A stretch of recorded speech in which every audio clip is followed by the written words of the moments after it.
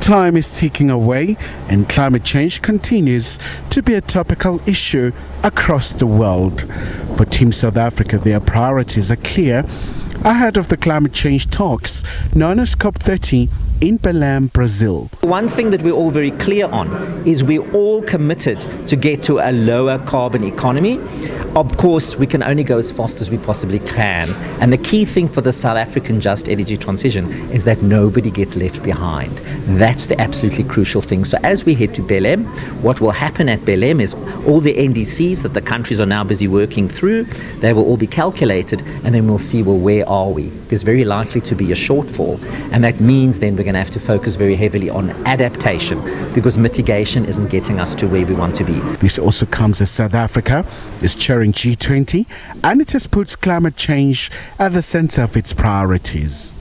We are living in complex times because we know, of course, the US has withdrawn from the Paris Agreement, and that does bring with it its consequences. But certainly for South Africa is that we are very, very clear on what we want to do. Now at the G20, we actually had two very, very significant successes, because in the multilateral space at the moment, things are very scratchy, and there's been a lot of difficulty in getting everybody to agree because it's by consensus.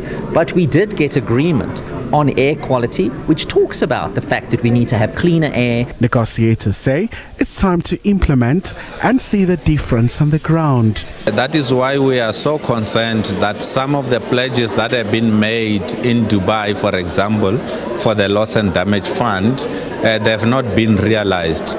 The fund is working on a limited a number of pledges that have been realized, but that is a start, so we will be pushing for that.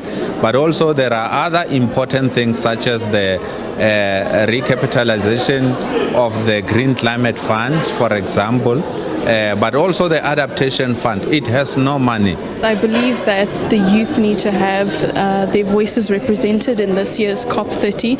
It is such an integral part of climate decision making, because we will be the ones inheriting the earth. So there was a few demands that we put forward as the youth today, and we hope that these demands are taken seriously and that they are, an integral part of this COP30. We need to move away from negotiations to implementation. It has been too long, and this is what we cannot afford anymore. But the COP at Belém also presents a hope for us. The past 3 COPs have been held in petrochemical countries where repression is rife, where ordinary people, civil society in those particular countries were not part of the processes that took place there. This forms part of forging a united voice from Team South Africa as the world seeks to deal with climate change. Expectations are high as global leaders are set to finalize key climate commitments in Brazil's Amazon region. Khumalo, SABC News, Johannesburg.